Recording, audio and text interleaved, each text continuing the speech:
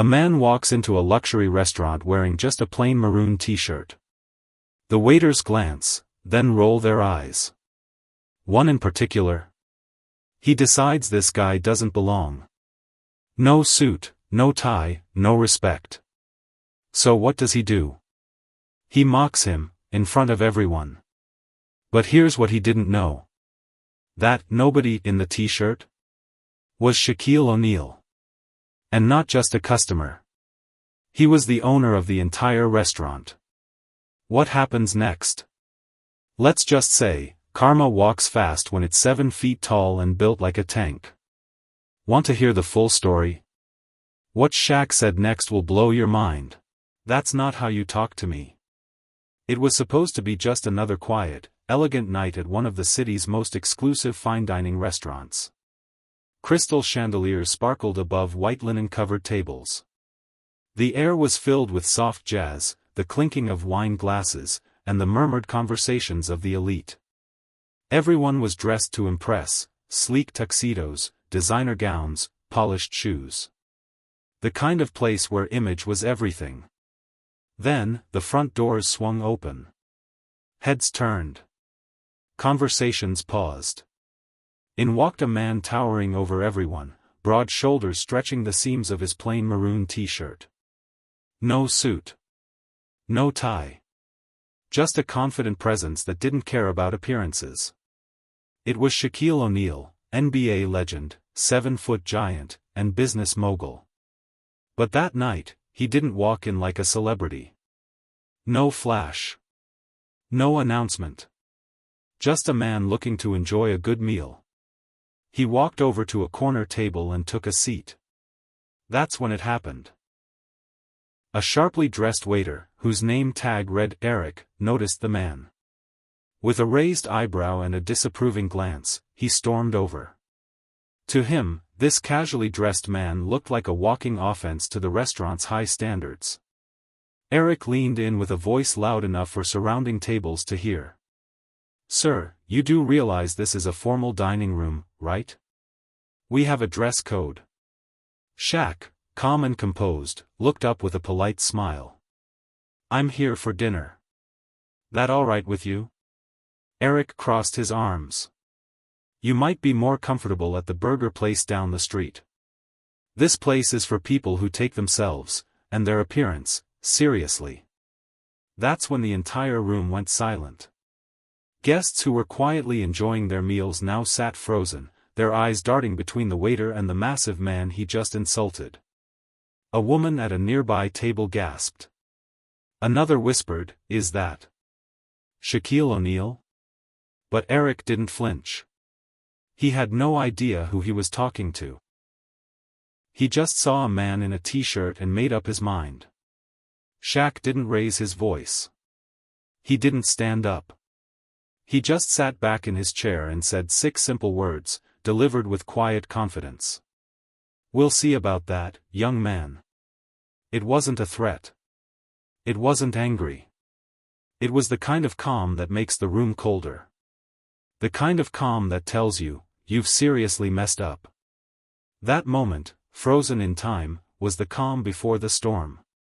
Because what Eric didn't know was that the man he had just disrespected was not just a customer. He was the owner of the restaurant. And things were about to take a turn he never saw coming. Who is this man, really? The waiter, Eric, returned to his station with a smug look on his face, thinking he had done the restaurant a favor. In his mind, he had put an underdressed nobody in his place. He had no idea just how big of a mistake he had made, literally and figuratively. You see, what Eric didn't recognize in that moment was that the man he had just embarrassed in front of dozens of wealthy guests was Shaquille O'Neal. Not just a 7'1" former NBA superstar. Not just a household name. But a man whose business empire is just as massive as his wingspan. SHAQ isn't just famous, he's powerful. After retiring from professional basketball, SHAQ didn't fade into the background like so many others. He turned his focus to business. And he didn't just invest, he took over. He owns hundreds of franchises: Papa John's, Krispy Kreme, Five Guys, 24-hour fitness, and yes, even fine dining restaurants like this one. Real estate, tech startups, fashion lines. You name it, he's got a hand in it. SHAQ is a businessman first, a basketball legend second, and a humble powerhouse through and through. And here's the kicker, he often checks in on his businesses disguised as a regular customer. No fanfare. No press. Just SHAQ being SHAQ. Casual, low-key, and always watching. That's exactly what he was doing that night, dropping by to see how the restaurant was operating. He wanted to get the full guest experience without anyone knowing who he was. That's why he dressed down. He wasn't trying to impress anyone, he was trying to observe. But Eric didn't see any of that. He didn't see the man who had donated millions to underprivileged kids. Or the guy who randomly pays off people's layaway items at Christmas. Or the man who once bought an entire jewelry store's inventory to help a struggling family. No. All Eric saw was a big guy in a t-shirt. And he thought that meant less than. He didn't look close enough to notice the $20,000 watch on SHAQ's wrist, or the calm confidence that only comes from experience, power, and wisdom. And as SHAQ sat there, quietly sipping his water, letting the moment simmer, the rest of the restaurant began to realize what Eric hadn't. One couple whispered, "Is that SHAQ?" Another diner pulled out their phone and started searching. Soon, the whispers grew louder, and heads turned in unison. The tension in the room shifted. Eric's arrogance hadn't just created an awkward scene, it had become a ticking time bomb. Because everyone was beginning to understand something he still didn't. That man he just tried to humiliate? He could buy and sell this entire building with the swipe of a pen. And he just might. The table turns. Fast. Just moments after the waiter walked away, satisfied with how he'd handled the situation, something started to shift in the room. Guests were whispering. One woman reached for her phone and started Googling. The name Shaquille O'Neal began rippling through the air like wildfire. Faces of realization slowly turned toward the massive man seated calmly at the table. It hit them all at once, that was SHAQ. The SHAQ. And then the restaurant manager came sprinting. Red-faced and clearly panicked, the manager approached the table like a man trying to defuse a bomb. He didn't walk, he rushed. Because he knew. One look, and he realized the person sitting there was not only a global icon, he was his boss. "Mr. O'Neal," the manager stammered, completely out of breath, "I am so sorry. We weren't informed of your visit tonight." SHAQ, unbothered and composed, simply looked up and said, "No worries. I'm here to eat." The manager turned, looking around in a frenzy. "Let me personally take care of you," he said. "Or I'll get our best server right away." But SHAQ gently raised a hand to stop him. "Actually," he said calmly, "I want him to serve me tonight." He nodded toward the waiter, Eric, who had just humiliated him minutes earlier. Now all the color drained from Eric's face. He had been watching this unfold from across the room, and the realization hit him like a freight train. The man he insulted for wearing a t-shirt was not only a VIP guest, he was the owner of the restaurant. The powerful man whose name was on the lease. The man who signed his paycheck. Eric slowly, nervously made his way back to the table. His confident swagger from earlier was gone, replaced by a stiff, awkward walk. He couldn't even make eye contact. "Good evening, sir," Eric muttered, barely above a whisper, his voice shaking. "Can I, take your order?" SHAQ looked at the menu and smiled. "I'll have the steak. Medium rare. And bring me a lemonade." "Thanks." Eric nodded quickly, almost bowing. "Why yes, sir. Right away." As he turned to leave, SHAQ added, "Oh, and don't worry. I tip very well." The room practically held its breath. SHAQ hadn't yelled. He hadn't humiliated the waiter in return. He didn't demand revenge or flex his power. Instead, he showed something far more powerful: grace. Every guest in the restaurant had witnessed the entire exchange. From Eric's arrogant dismissal to SHAQ's calm command of the room. The waiter had judged a man by his appearance, and now he was serving him dinner, fully aware of how badly he had messed up. And SHAQ? He just sat back, relaxed, and let the lesson teach itself. Because sometimes, the best clapback is success you don't have to explain. The shocking twist. As Eric walked away, trying to hide the tremble in his hands, the restaurant buzzed with awkward energy. Guests were pretending to focus on their meals, but their eyes kept flicking toward Shaquille O'Neal, who now sat like a king in the middle of a palace he owned. But what happened next, no one saw coming. Just as the food arrived, and Eric carefully placed the steak in front of SHAQ like he was defusing a bomb, the giant smiled politely. "Thanks," he said. No sarcasm. No bitterness. Just that same unshakable calm that had been there all evening. Eric stood frozen, unsure whether to walk away or say something. That's when SHAQ leaned back and casually said, loud enough for nearby tables to hear.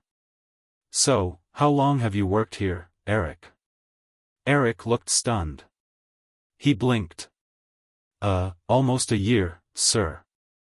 SHAQ nodded, thoughtfully chewing a bite of steak. "Ever meet the owner?" Eric shook his head slowly. "No, sir. I haven't." SHAQ put down his fork, wiped his mouth with a napkin, and locked eyes with him. "Well, now you have." The entire restaurant went silent again. You could hear wine glasses clinking 2 tables away. Eric's jaw dropped slightly, but no words came out. Then SHAQ did something that made the moment even more unbelievable. He stood up, extended his hand, and said, "I believe in giving people second chances. You clearly didn't know who I was, and maybe that's a good thing. You treated me like you'd treat anyone who didn't fit your idea of belonging here." Eric nervously reached out and shook SHAQ's massive hand. "But," SHAQ continued, "in this business, we don't treat people based on their clothes, or how they look. We treat them based on respect. Everyone deserves that, whether they're wearing a tuxedo or a t-shirt." Eric nodded, visibly embarrassed, his voice barely above a whisper, "You're right, sir. I'm really sorry." SHAQ smiled, then turned to the manager and said something no one expected. "Give him a week off, with pay. Let him reflect, not punish him. We all mess up. It's what we learn from it that counts." You could feel the entire room exhale. It wasn't just a powerful moment, it was a teaching moment. SHAQ wasn't just flexing ownership or seeking revenge. He was setting a standard for what leadership looks like: powerful, patient, and full of perspective. Eric walked away, humbled, but maybe better for it. The kind of lesson that doesn't just fix a mistake, but sticks with you for life. And as SHAQ sat back down, took another bite, and smiled as if nothing had happened, people around the room slowly started clapping. Not for the celebrity. Not for the businessman. But for the man who just showed what real class looks like. Lesson served hot. The applause didn't last long, just a few seconds, really, but the impact lingered. It wasn't the kind of clapping you hear after a good performance. It was slow, hesitant at first, then full of admiration. People weren't applauding fame or fortune. They were acknowledging character. Real character. Shaquille O'Neal didn't just walk into a restaurant that night, he walked into a teachable moment. And he handled it with a level of grace and wisdom that few people could ever match. As the guests went back to their meals, the mood in the room had completely transformed. What started as judgment and arrogance had been replaced with quiet reflection. People looked at each other differently. They looked at themselves differently. Even Eric, the waiter, had changed. You could see it in his body language. He was still shaken, but also grateful. He'd been given something rare, a second chance in front of a crowd that could have just as easily watched him be fired on the spot. And it's what SHAQ said next to the manager that sealed the night in people's memories forever. He leaned in and said, "This place is beautiful. But don't ever let the look of it make people feel small. A restaurant isn't 5 stars because of chandeliers or gold-trimmed menus. It's 5 stars when everyone, from the richest guest to the guy in jeans, feels like they belong." The manager nodded, clearly moved. "Understood, sir." SHAQ finished his meal, stood up, and walked out without needing security or cameras or a fancy entourage. But as he left, every single person in that room stood up, not because they had to, but because they wanted to. They had just witnessed something rare in today's world: humility at the top. Leadership with empathy. Power that didn't need to be loud to be felt. Outside, SHAQ signed a few autographs for guests who respectfully approached him, and then got into a simple black SUV. No limo. No flashing lights. Just a man on his way home after delivering a life lesson bigger than any slam dunk he ever made on the court. Back inside, Eric quietly walked into the kitchen and sat down for a moment. He knew he was lucky. He knew he'd been given grace when he expected a pink slip. And more importantly, he knew something had shifted inside him. Never judge a book by its cover. He'd heard that before. But now? He understood it. And so did everyone else who witnessed that unforgettable evening.